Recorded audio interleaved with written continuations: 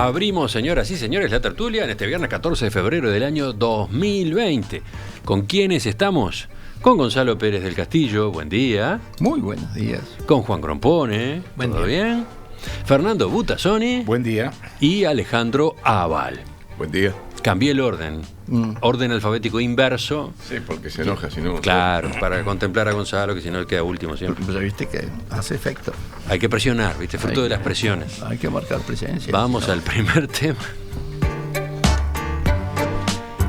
El relator especial para la libertad de expresión de la Comisión Interamericana de Derechos Humanos, Edison Lanza, envió una carta al gobierno electo en la que expresa su preocupación sobre un artículo del anteproyecto de ley de urgente consideración, un artículo que a su juicio podría afectar las garantías para el ejercicio de la libertad de expresión en Internet.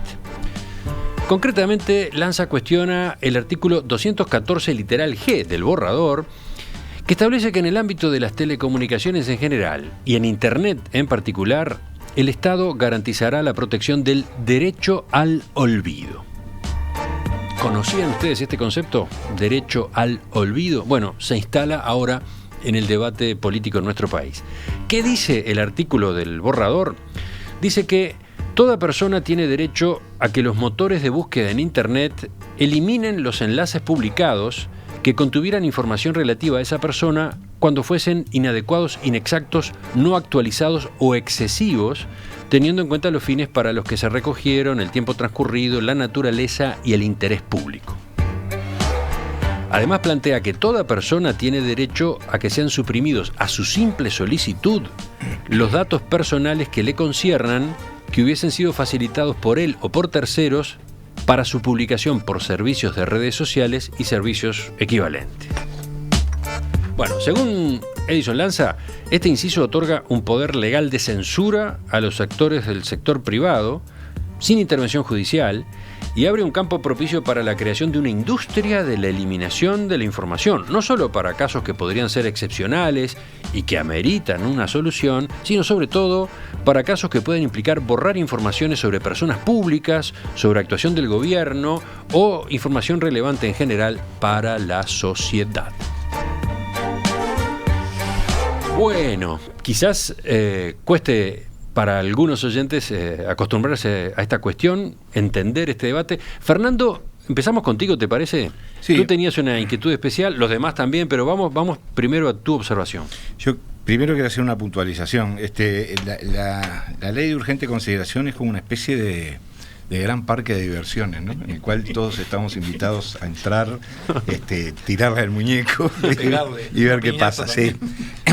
Lo cual me lleva a señalar que hay muchos elementos de la ley de urgente consideración que parecería, reitero, parecería que están puestos allí como para decir, bueno, después los saco y en realidad los temas más significativos, más pesados, prácticamente no han estado en la agenda de la discusión. Pero bueno, en cuanto a esta carta del relator de la Comisión Interamericana, que hay que aclarar que es un organismo que está bien, que es de la OEA, digamos, pese a que es autónomo, es de la OEA, es decir, que de alguna manera se puede decir que son planteos que hace que toma la propia organización. Es un periodista, un abogado, es uruguayo, trabajó acá como periodista en Uruguay durante muchos años. Digo para contextualizar, ¿no? En la carta plantea dos temas. Uno vinculado con la protesta, la llamada protesta social. Sí, porque la ley o el borrador también incluye disposiciones sobre los piquetes, ¿no? Ahí está. Que me parece que es, sí, muy importante, muy significativo desde el punto de vista, yo diría que inmediato, social, y planteo sobre la libertad de información, sobre la libertad de expresión y sobre el derecho al olvido que tiene, que pese a que aquí en Uruguay no se ha manejado, tiene una historia bastante larga y bibliografía abundante, no solamente en el exterior, incluso en el Uruguay, ¿no? Desde el punto de vista jurídico. El derecho al olvido básicamente implica que una persona que puede sentirse agraviada de manera natural, digamos, por elementos que surgen de la búsqueda de su nombre a través de los motores, de Google o de cualquier otro, puede solicitar que se elimine mediante, digamos, operaciones con robots, que se elimine todo enlace que lo lleve a algún tipo de información con su nombre. Por ¿Puedo ejemplo, manejar un ejemplo concreto? ahí está. Por ejemplo, alguien, fulano de tal, fue acusado de un delito. Ahí va. Luego actuó la justicia y desestimó las acusaciones y esa persona fue absuelta.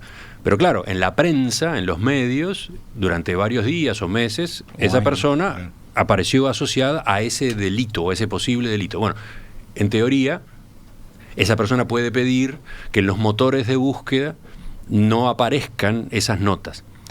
No que se eliminen las notas de la no web, aparezcan en el enlace, sino que cuando uno va a Google no aparezca, claro, o no aparezca fácilmente ese antecedente. Bueno, hay un caso que es paradigmático, que ha sido tomado además por múltiples estudiosos del tema, que es el caso Costeja. El caso Costeja es el caso de un señor, un español, abogado y perito calígrafo, que en el año 97 o 98 había tenido un problema de deudas, que había llevado un remate, y un diario de Barcelona, La Vanguardia, había publicado un aviso con los datos del remate y quién era el rematado, por decirlo así. Después de eso, el señor Costeja logró un acuerdo con la entidad que era pública, además, con la que tenía la deuda, solucionó el problema, y pasaron los años y el señor fue viento en popa con una vida muy correcta y con muchas, digamos, cosas positivas, ¿verdad? Hasta que empezaban a aparecer, digamos, en los motores de búsqueda el enlace cuando ponía Costeja con ese remate, con que él era un deudor, etcétera. Y él le pidió por vía judicial que se eliminara. Esto generó una batalla legal entre la administración pública española y la justicia de los buscadores, que estaba de acuerdo con el planteo de él, que le hizo lugar al planteo de él. Las empresas, básicamente Google, tanto Google Spain, que era la que vendía publicidad, digamos, en España, como Google Inc., que es la que tiene el motor de búsqueda. El tema duró años, fue a la Corte Europea, tuvo distintos dictámenes, al final le dieron la razón al señor. Pero el señor, que antes tenía 4 o 5 mil entradas en Internet, cuando terminó el caso tenía 2 millones de enlaces. Es decir, que el señor Costeja se volvió célebre cuando él lo que quería era pasar inadvertido. Rematado. Eso se llama tiro por la culata. Exactamente. Entonces, esto lo cuento porque es uno de los grandes puntos que se ha debatido en cuanto al derecho al olvido, que es qué posibilidad práctica existe, en primer lugar, para implementarlo. ¿Por qué? Porque hay problemas de jurisdicción, de extraterritorialidad, de pertinencia.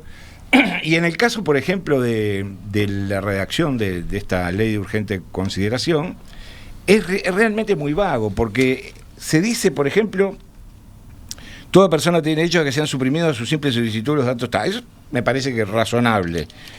Pero habla de... Sí, eso es otra cosa, ¿no? Por ejemplo, habla por de... ejemplo, sí, todo lo que alguien puso sobre su propia vida en Instagram, claro, alguien puede decir, quiero que desaparezca, ya me cansé de estar tan expuesto, me arrepiento, claro, por favor saquen todo eso, ¿no? Bueno, esa es una posibilidad. Es una posibilidad, pero también hay otras, digo. El problema es que la redacción habla de contenidos que fuesen inadecuados, inexactos, no actualizados o excesivos. Esa es la otra parte, ¿no? Entonces la pregunta es, ¿quién determina la inadecuación, la inexactitud, la desactualización o el exceso en esos datos? ¿La justicia? No lo plantea. Acá el artículo no prevé intervención de la justicia. ¿Quién lo determina? Bueno, lo determinará un señor en una oficina de Google o de... En fin. Eso es lo que objeta Edison Lanza. Él dice, en algunos casos puede ser razonable la solicitud, pero tiene que pasar por el debido proceso. Por supuesto. ¿No? Por ahí viene una de las observaciones. Y un último punto. Lanza habla de la creación de una industria de la eliminación de información. Esa industria ya existe. Es decir, si uno entra a Internet, yo anoche me tomé el trabajo de buscar, existen varias empresas que por una cifra más o menos razonable te garantizan que te borran todo. Lo hacen por vía judicial, lo hacen por vía privada, lo hacen por vía triquiñuela, no lo sé. La cosa es que te borran todo. Y hay varias empresas, por lo menos en España, en Estados Unidos, en Inglaterra, en Gran Bretaña. O sea que supongo que esa industria va viento en popa también. Alejandro, escuchemos al abogado de la mesa. Ya no es ni cuestión de abogado. Yo esperaba ilustrarme con Juan, pero Juan dice que ¿Querés ir tú primero, Juan? Que quiere hablar de Asimov, no quiero hablar de esto. Yo leí el tema, en algún momento leí algo sobre esto, sobre el derecho al olvido, a raíz del caso que tú estabas mencionando, el español, pero ya hace algún tiempo, nunca lo estudié en serio. Y ayer de noche, cuando llegaron los temas estos que íbamos a tratar hoy, estaba un poco complicado con otras cosas y tampoco tuve mucho tiempo para andar pensando en el asunto. Lo único que rescato es que me parece bien que se trate el tema, creo que tiene que estar en la mesa. Quizás no sea la oportunidad de la ley esta de urgencia, pero también si no se ponen estas cosas en la ley de urgencia, capaz que dice, bueno, hay que tratarlo y dentro de 5 años estamos de vuelta con lo mismo. De manera que yo no soy crítico con respecto a que se haya incluido el tema en sí mismo, si es que se abre la oportunidad de tratarlo.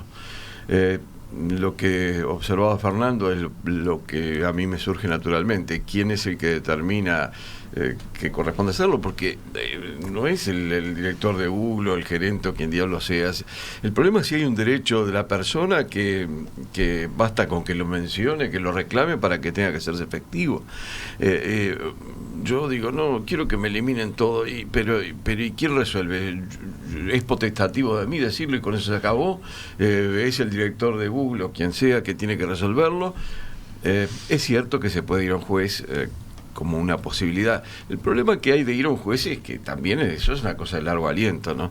Por más vueltas que le des, salvo que se tratara una especie de derecho de amparo, que son relativamente rápidos, en un par de semanas puede solucionarse o obtenerse una resolución al respecto. Bueno, pues no tendría sentido. Creo que en todo caso, si se piensa en ir a un juez, que no estaría mal, tendría que preverse además un procedimiento sumamente ágil para que el juez lo resuelva, porque si de verdad es una cuestión amparo, que bueno, no sé si es exactamente un amparo, porque eso también tiene sus complejidades, ¿no, verdad? En el amparo suele además haber una contraparte, y acá es casi que yo le planteo al juez y el juez resuelva, no, ni siquiera Google o el buscador que sea va a ser la contraparte. ¿Quién es la contraparte? Aparentemente no hay nadie de entrada que se puede identificar como contraparte. Entonces sería simplemente someter la resolución del juez, decirle, ¿a usted le parece inapropiado? Bueno, por otro lado, podría ser que hubiera que precisar un poquitito más las causales que indica el proyecto de ley por las cuales se puede pedir la eliminación de los buscadores. Sí, son muy amplias, ¿no? Son muy vagas. Vagas capaz, en ¿no? algunos casos. Digo, yo no me atrevo a hablar como un especialista, porque de verdad que no lo soy. Estoy simplemente diciendo las reflexiones que me surgen naturalmente después de haber leído que íbamos a tener que tratar o que íbamos a tratar este tema que planteó, creo que Fernando originalmente. Sí, una de las inquietudes es que una norma como esta sea aprovechada, entre comillas, por políticos, funcionarios de gobierno o exfuncionarios de gobierno, sí, gente que empresarios, personas de vida pública importante. Gente que incurrieron en conductas reprobables, notoriamente reprobables, puede decir, no, sáquenme. Claro. Eso es potestativo, la persona tiene que estar sometido a un control de alguien, y el control, bueno, quizás sería un juez, pero con un procedimiento sumamente rápido, con una justicia especializada, porque además tendría que ser, no se puede ir a cualquier juez a plantearle esto, lo que es al pobre juez que está en otras cosas. Se trata de alguien que esté especializado en el tema, ¿no? De hecho, la experiencia está indicando en algunos países europeos que los que hacen estos trámites son básicamente políticos, ¿no? Claro. Fundamentalmente políticos, gobernantes, ex gobernantes. Juan. Bueno, para mí me resulta claro que la libertad de expresión debe tener algún límite. Es decir, como todos los derechos, cada derecho humano tiene que tener algún límite, no puede ser ilimitado. El problema es quién pone los límites. Y acá caemos en un problema que tiene por lo menos 25 siglos en la humanidad. Y a mi filósofo favorito, a Lao Tzu. Es decir, este tema se planteó en China, creo que es el primer lugar donde se planteó en China, hace 25 siglos, como la polémica entre dos filósofos preimperiales. Aclarar que no era a raíz de los inicios de Internet. No. Sin relaciones con Internet. Eran avanzados, ya preveían el futuro. Uno de ellos era Lao Tzu, el autor de un libro muy famoso que se llama el libro del Dao o el libro del Tao, y el otro era Confucio, el autor de las reglas de conducta del Imperio Chino, ¿no? Precisamente Lao Tzu, Confucio pretendía reglamentar todo lo que era la buena conducta de los seres humanos, lo que estaba bien y lo que estaba mal. Y Lao Tzu objetaba esa posición, y su enunciado básico era que toda regla tiene excepción. Es decir, que no es posible construir una regla de conducta que no tenga excepciones, y que las excepciones se ven en la práctica. De modo que, yo estoy absoluta y totalmente de acuerdo con esta afirmación de Lao Tzu, ¿no? Es decir, de Lao Tzu, y en contra totalmente de Confucio.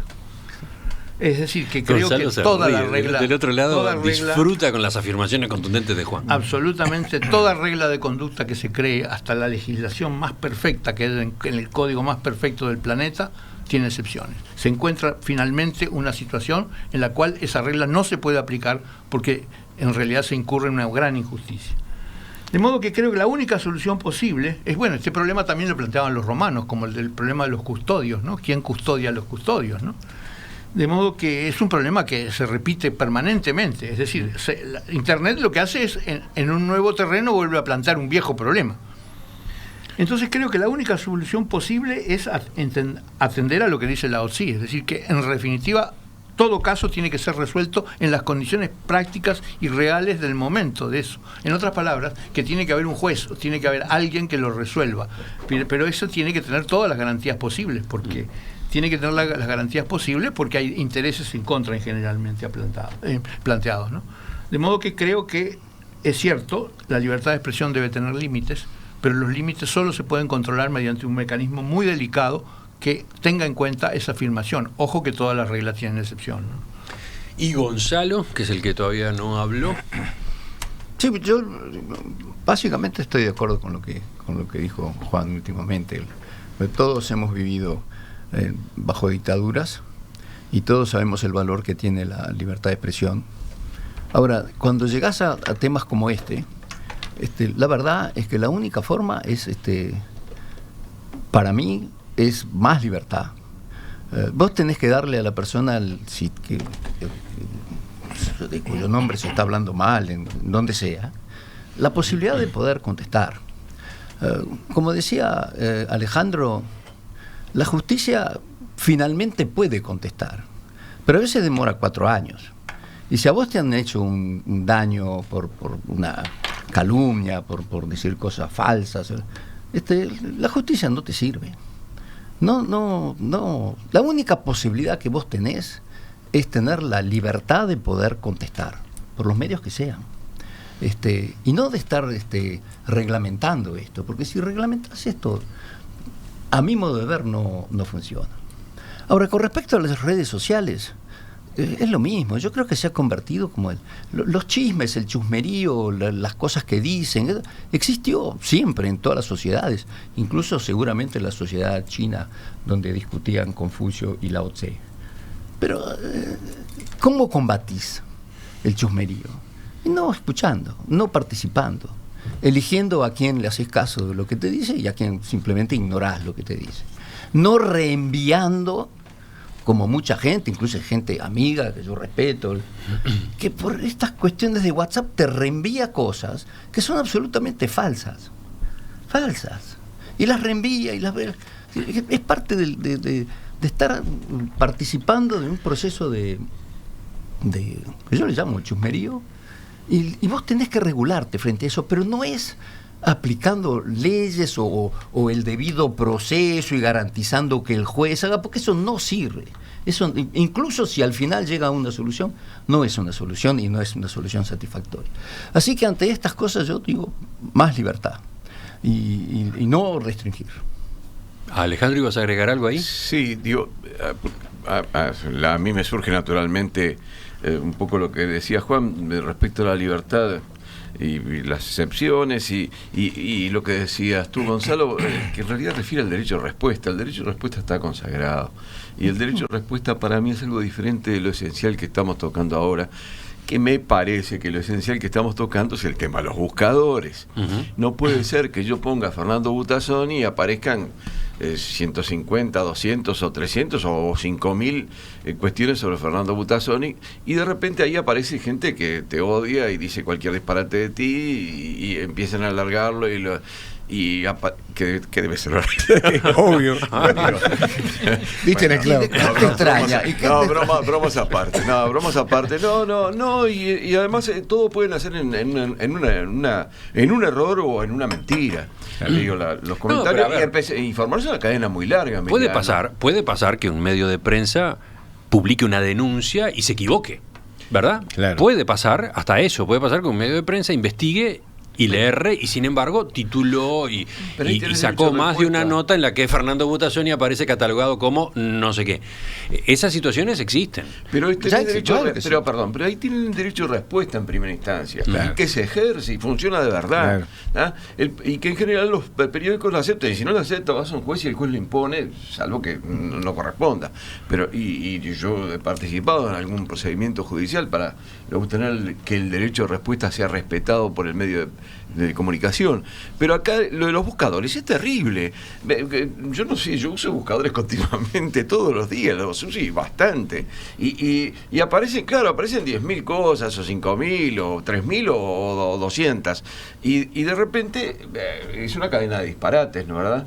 De lo que se trata acá es de que no pueda incluirse en un buscador una información que es inexacta o es notoriamente falsa. Bueno, ahora, ¿quién lo resuelve? Basta con que yo diga, saquen eso. Ahí es donde hablábamos, bueno, o Fernando planteaba, y yo comparto, de que tendría que haber alguien que pudiera resolver esto. Sí hay que sacarlo, el buscador no puede seguir largando información sobre ese asunto, para lo cual debe ese organismo persona debe investigar a su vez. Bueno, pero ¿quién lo resuelve? Tema, ¿no? ¿Quién lo resuelve? Y bueno, si se resuelve por un juez rapidísimo, con un amparo urgente, y por un juez especializado, Gonzalo, es lo que humanamente podría haber. En ese caso no me parecería mal. Y a mí tampoco me parecería mal, si fuera posible, pero no estamos hablando del derecho a respuesta, estamos hablando de eliminar información de los buscadores.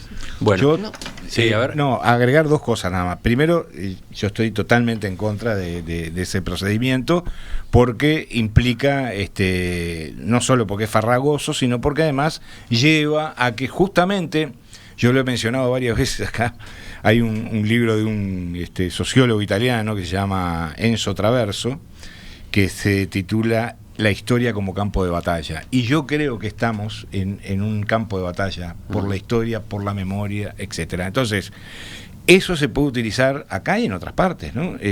Con fines que no son razonables, que no son buenos, y quien tenga que decidir si es que se instala una especie de ombudsman dedicado a eso, va a tener que a su vez hacer la misma investigación para llegar a las mismas conclusiones que dice el supuesto afectado que llega. Entonces me parece que es muy farragoso. Pero además hay otro problema. ¿Por qué solo en los motores de búsqueda? ¿Por qué no eliminar de la Biblioteca Nacional los periódicos o las páginas de los periódicos en las cuales esa información denigrante, falsa, etcétera? Lo que pasa es que no se está proponiendo eliminar la información original, la nota original, ¿no? La nota de el portal tal o el diario cual en internet. Se está proponiendo que desaparezca de los motores de búsqueda. Que es una cosa nueva, que además es terriblemente efectiva para difundir cualquier cosa. Claro. Y antes eso no existía, y tiene razón Emiliano, no es sacar las hojas del diario que están en la biblioteca. No, bueno, ¿no? El derecho al olvido, a ver, ustedes están hablando de un procedimiento técnico. Exacto. Desde el punto de vista filosófico, el derecho al olvido lo que implica es eso. Yo quiero que agarren una goma gigante y me empiecen a borrar digitalmente hasta que no quede nada. Ese es el extremo. Hay un paso intermedio que es la eliminación de los motores de búsqueda. Claro. Cosa que le preocupa no solo a este organismo que recién citábamos, a Edison Lanza en representación de la Comisión Interamericana de Derechos Humanos.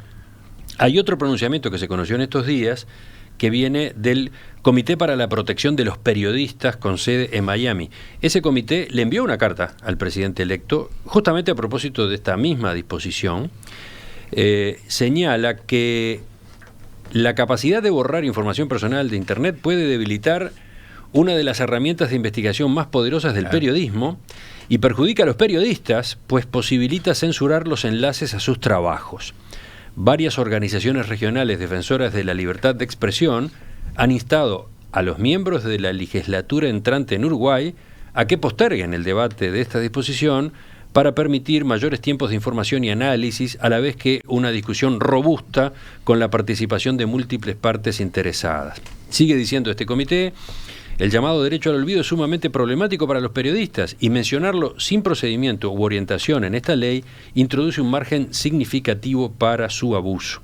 El gobierno uruguayo corre el riesgo de dañar el historial del país como defensor de la libertad de expresión en el hemisferio y, por el contrario, pudiera fijar un peligroso precedente para el resto de la región, sigue diciendo este comité. Hay un antecedente. En el año 2016, la Sociedad Interamericana de Prensa había encargado, digamos, un estudio a propósito de este tema.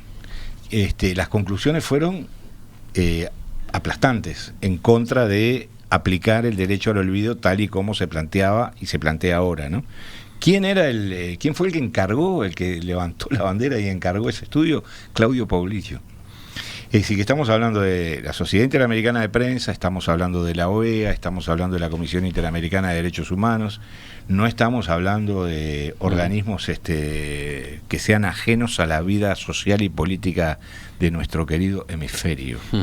Sí, este comité... Lo digo por los que siempre salen con la cantilena del comunismo y el marxismo y Cuba y Fidel y etcétera, etcétera. No te tenés que preocupar. No, yo no me preocupo, pero digo porque he visto en las últimas horas algunos comentarios al respecto. La Comisión Interamericana de Derechos Humanos entiende que el derecho al olvido solamente puede adoptarse de manera absolutamente excepcional y la legislación que se adopte debe ser diseñada de manera específica, clara y limitada. Hay que contemplar los derechos a la libertad de expresión y el acceso a la información de acuerdo con los estándares. Pero Emiliano, no, yo creo que lo importante para mí, Alejandro, porque capaz que no estoy entendiendo lo que tú decís, para mí sos vos el que tenés que elegir cuál es la información que a ti te sirve y que te parece fidedigna y cuál es la que no. Y esto no solo es un tema de Google o de un buscador, porque vos hoy día con la prensa uruguaya, mundial, tenés todo tipo de versiones sobre los mismos acontecimientos y versiones que son totalmente contradictorias y que sobre el mismo acontecimiento te cuentan dos cosas. Sos vos el que elegís qué es lo que vos considerás que podés utilizar para formarte tu opinión, para escribir algo, o no. Y es la única forma en que vos podés discernir.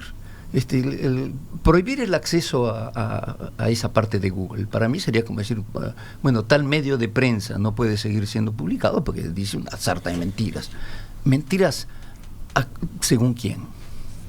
Ese es el problema. Después hay otra discusión, otro matiz de la discusión, que es una vez que se establezca un mecanismo, cómo se hace desde una legislación nacional para obligar a una compañía internacional, claro, como Google, por citar un ejemplo, y podríamos manejar varios de estos buscadores. Claro, por eso tenemos otra hora para discutir ese de tema. La extraterritorialidad. Sí, María Luisa, que se dedica justamente al derecho informático, nos está pasando varias consideraciones extra que habría que tener en esta materia. Un tema interesante, apasionante, queda abierto, lo retomamos en cualquier momento.